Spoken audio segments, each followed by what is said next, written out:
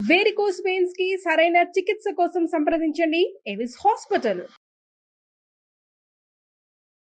నమస్తే రమగారు. నమస్తే జయ. రమగారు, మీరు కథా సరిసాగరం నుంచి మనం కొన్ని స్టోరీలు చెప్పుకునే వాళ్ళం. చాలా చెప్పాం. చాలా చెప్పుకున్నాం. ఒకటేదైనా చెప్పండి. కొంచెం చిన్న కథే చెప్దాం, బాగుంటుంది. మామూలుగా మనం ఏదైనా ఒక సంఘటన జరిగింది అనుకో, ముందు హైరాన్ పడిపోతాం కదా, కాళ్ళు చేతులు తొక్కేసుకుంటాం. తర్వాత ఇది ఎవరు చేశారు అని మొదలు పెడతాం. ఎవరు చేశారు, ఎలా చేశారు, ఎందుకు జరిగింది, ఇది అందరూ చేస్తారా జయ? అంటే అందరూ చేయరేమో రమ్మగారు. ముందు బెంబేలెత్తిపోవటంలోనే ఆగిపోతారు. దాని తర్వాత వచ్చి అసలు దీన్ని ఏంటి, అప్పుడు కదా నిదానంగా ఆలోచిస్తే కదా జరిగేది. చాలా మంది ఆలోచించారు రమ్మగారు. మా ఫ్యామిలీలో కూడా ఉన్నారు. ఎక్కడైనా ఉంటారు.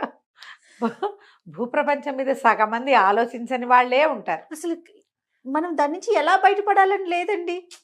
ఏడు చేసుకుంటూ అక్కడే కాళ్ళు బాబాయ్ సోకండాలు పెట్టి ఇక అలాగే ఉంటారు. చాలా మంది ఏంటంటే ఈ విషయానికి మొదలు ఎక్కడయింది అనేది అసలు ఆలోచించరు. ఈ మొదలు ఏమిటి అనేది ఆలోచించే వాళ్ళకి ఏంటంటే ప్రచండమైన ఫోకస్ ఉన్నవాడు వెళ్తాడు అక్కడికి. మామూలు ఫోకస్ కాదు వాడికి. ఏదైనా ఒక సిచ్యువేషన్ జరిగింది, ఒక వస్తువు పోయిందో ఏదో దొరికిందో, ఎలాగా, ఎవరు, ఎక్కడ, ఎప్పుడు, మనకి దీన్ని ఏమంటారు, నేర పరిశోధన అలాంటివి చెప్తారు కదా. మనకి దీని మీద మంచి మంచి హీరోలు ఉన్నారు. షాడో నావెల్స్, యుగంధర్ నావెల్స్, ఇంకా ఏమిటి, ఇంకేదో రావు టెంపోరావు గారి కథలు. టెంపోరావు గారి కథలు కూడా ఇలాగే నేర పరిశోధన కథలు. కొమ్మూరు వేణుగోపాలరావు గారు కూడా ఉన్నాయి. కొమ్మూరు సాంబశివరావు గారు కూడా ఉన్నాయి. ఇక ఎన్ని ఉన్నాయో జయ. మంచి అద్భుతమైన ఫోకస్ ఉన్న వాళ్ళని హీరోలుగా చిత్రీకరించిన సినిమాలు, కథలు బోల్డ్. డిటెక్టివ్ నావెల్స్ అన్నీ అవే, అదే కదా డిటెక్టివ్. అక్కడి నుంచి ఇంగ్లీష్లో అయితే మన జేమ్స్ బాండ్ ఒక చిన్న సిగ్నేచర్ మ్యూజిక్ తోటి నాకైతే చాలా ఇష్టం. నాకు కూడా బాగా ఇష్టం గారు. జేమ్స్ బాండ్ సినిమాలు అన్ని చూస్తానే ఉంటాను. షాన్ కానరీని ఎట్లా చూసామో ఇప్పుడున్న వీళ్ళని కూడా అలాగే చూస్తాం కదా. పిఎస్ బ్రాస్నన్ అతను చేసాడు, అది కూడా చాలా బాగుంటాయి. ఇవన్నీ కూడా ఫోకస్ బేస్డ్.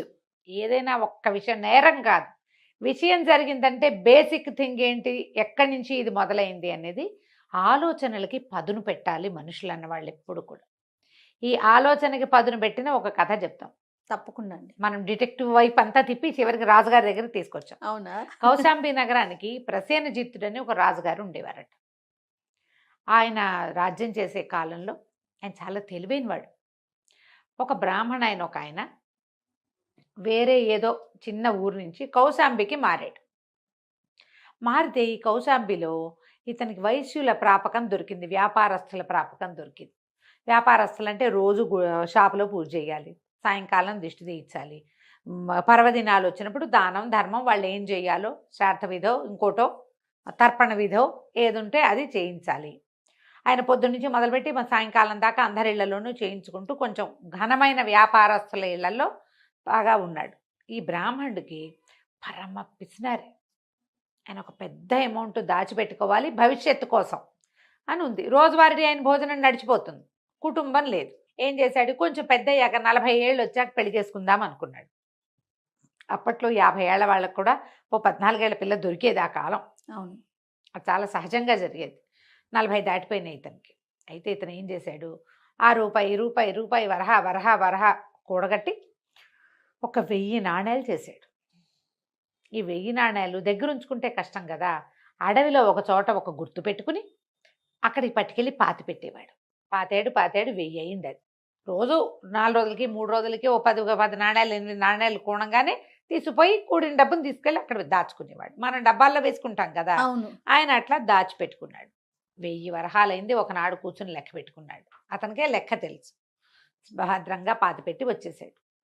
అది ఎవరికైనా తెలిసే ప్రదేశం కాదు, మధ్య అడవి అది. ఒకనాడు మధ్యాహ్నం ఆయన వెళ్ళి డబ్బులు చూసుకొద్దామని వెళ్ళాడు. అక్కడ తవ్వేసుద్ది, డబ్బులు లేవు. అయ్యో, ఇక లబోతిపో శోకాలు పెట్టి ఏడ్చాడు. ఆయన అంత ఏడుస్తుంటే వయసులందరికీ బాధేసింది. ఇంత బాధపడుతున్నాడు బ్రాహ్మడు, రోజు పూజ చేసేవాడు. రాజుగారి దగ్గరికి వెళ్తూ కానీ ప్రసేనజిత్తుడు చాలా తెలివిగలవాడు, నీ డబ్బు నీకు ఇప్పిస్తాడు, పోనీ అది పోయిందనుకో ఇంకోటి ఇస్తాడు ఏదో ఒకటి అని చెప్పి రాజు దగ్గరికి ఒక ధనికుడైన ఒక ఆయన, మాకు బ్రాహ్మడండి, రోజువారీ మాకు మా ప్రాపకంలో ఉన్నాడు, ఇట్లా డబ్బు పోగొట్టుకుని చాలా బాధపడుతున్నాడు, ఆయన దుఃఖం అంతు లేకుండా ఉంది, మంత్రం నోటి నుంచి పలకటం లేదు, ఈయన సంగతి చూడండి అన్నాడు. అనేసరికి ప్రసేనజిత్తుడు ఏమిటి ఎక్కడి నుంచి వచ్చావు అన్నీ కనుక్కుని నువ్వు ఎంత దాచావు ఎక్కడ దాచావు అంటే అడవిలో దాచిపెట్టా. అడవిలో దాచిపెడితే అంటే అక్కడ ఏం గుర్తుంది అని అడిగాడు. గుర్తు ఏముంది, మామూలుగా అడవిలో అంటే అడవంతా ఒకేలాగా ఉంటుందా, ఏవో రకరకాలు. అక్కడ ఒక అడవి బీర మొక్క ఉందండి, అడవి బీర మొక్క పక్కన పాతి పెట్టా అనేసరికల్లా రాజుగారు అన్నాడు, అదేం లెక్క అయ్యా, బోళ్ళు చెట్లు ఉండవు అడవిలో అంటే. కాదండి, ఈ అడవిలో అడవి బీరలు లేనే లేవు, ఒకే ఒక్క చెట్టు ఉంది, అందుకని నేను గుర్తుగా అక్కడ పెట్టుకున్నాను అంటే. సరేనని రాజుగారు ఏం చేశాడు, 2-3 సైనికులను పంపించి అరే అడవిలో అడవి బీర మొక్క ఎక్కడ ఉందో చూసిరండి అన్నాడు. వాళ్ళంతా వెతికారు, లేదు, అడవి బీర మొక్కే లేదు.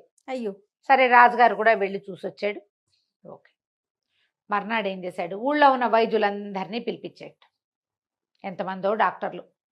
అప్పట్లో వైద్యం ఏముంది, మనలాగా ఈ 5-6 రకాల వైద్యాలు లేవు, ఒకటే ఆయుర్వేద వైద్యమే ఉండేది అంతే. వైద్యులందరికీ మీ దగ్గరికి ఏ పేషెంట్లు వచ్చారు, ఈ వైద్యానికి ఏ మూలిక చెప్పారు, వరుసగా వరుసగా వరుసగా అందరినీ అడిగారు. అడిగితే ఒక ఆయన చెప్పాడు, ఇటీవల 4-5 రోజుల నాడు మాతృగుప్తుడనే ఒక ఆయనకి, ఆ వ్యాపారస్తుడికి అనారోగ్యం వచ్చిందండి, ఆయనకి అడవి బీర మందు చెప్పాను అని చెప్పాడు.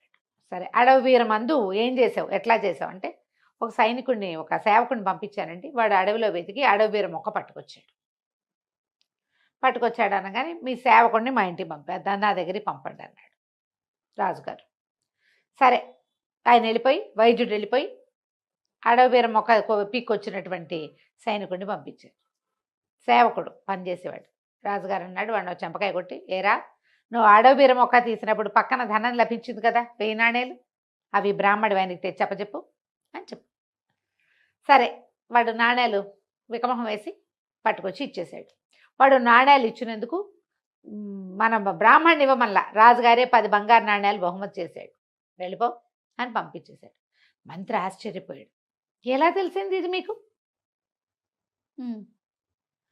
ఎలా తెలిసిందంటే, సరిగ్గా ఆలోచిస్తే మనకు కూడా తెలుస్తుంది. ఈ అడవిలో ఉన్న అడవి బీర చెట్టు దగ్గర ధనం ఉందని ఎవడికి తెలుసు? ఎవ్వరికీ తెలీదు. బ్రాహ్మడు మిట్ట మధ్యాహ్నం ఒంటరిగా అడవిలోకి వెళ్ళేవాడు.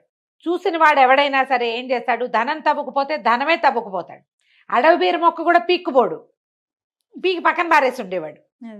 ఆ బీర మొక్క దాని పక్కన ఇది తవ్విన వాడు ఏం చేస్తాడు, ఉంటే ఇదే తవ్వుకున్నవాడు దీన్ని వదిలేస్తాడు, లేదా పీకిన వాడు అక్కడే పడేయాలి. ఇది పీకి పట్టుకెళ్ళాడంటే దీనికోసం వచ్చాడనమాట వాడు. అంతే. అడవి బీర మొక్క కోసం వచ్చి మొక్క తవ్వాడు, వేళ్లతో సహా తెమ్మంటారు వైద్యులు. మీరు గమనించండి, ఆయుర్వేద వైద్యంలో చాలా సమూలంగా వైద్యం, సమూలమైన చెట్టుతోటి.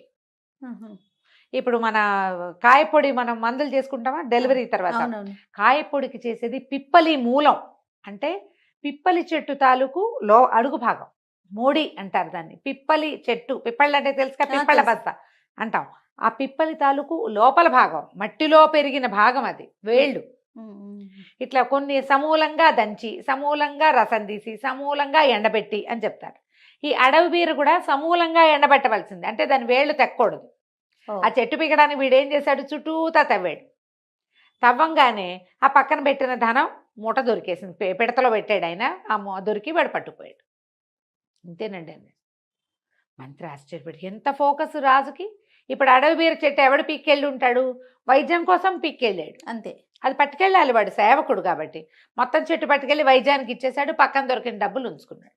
అక్కడి నుంచి ఈయన బ్రాహ్మణ్ణి, ఇలా ధనం దాచుకోవద్దండి, మన ఖజానాలో దాచుకునే అవకాశం ఉంది, రోడ్ల మీద అక్కడ ఇక్కడ పాతి పెట్టకండి, మీరు మా దగ్గర కూడా పని చేయండి అని చెప్పి ఏదో చిన్న పని కొలువులో కూడా ఆయనకి పని చూపించి, తర్వాత ఆయన వివాహము అది చేసుకోవడానికి రాజుగారే సహాయం చేశారు. నేర పరిశోధన ఇలా చేయాలి. ఎంత బాగా చేశాడు, ఫోకస్డ్గా అన్ని పక్కల నుంచి చూడాలి, ఆలోచించాలి. మనం కూడా ఈ కథలన్నీ ఎందుకు చెప్తామమ్మా, ఊరికే వినడానికే, పౌరాణం ఒట్టి పురాణం వినడానికి కాదు, ఆలోచించాలి. ఒక సంఘటన జరిగితే దీన్ని బేస్ ఎక్కడ, మన ఇంట్లోనే చిన్నది, పిల్లాడు ఎంతసేపు పైకెక్కి బిస్కెట్లతో స్వీట్లతో డబ్బాలు పడేస్తున్నాడు కింద, ఎందుకు పడేస్తాడు వాడు, మనం పెట్టకపోవటం వల్ల కదా. ఇలా ఆలోచించండి. కథలు ఎప్పుడు కూడా మిమ్మల్ని ఆలోచింపచేసేవిగానే ఉంటాయి 50% అయినా. అవును. ఫోకస్ పెట్టండి. అపరాధ పరిశోధనలు చేసేయండి మీ ఇంట్లో నుంచి మీరు. నేర పరిశోధన తప్పకుండా. ప్రతిదానికి చేయాలి. ఆలోచించండి. ఈ కథ పిల్లలకి చెప్పి ఫోకస్డ్గా ఉండటం ఎలా తెలివిగా ఆలోచించాలి అనేది నేర్పించండి. తప్పకుండా రమ్మగారు. నమస్తే. నమస్తే.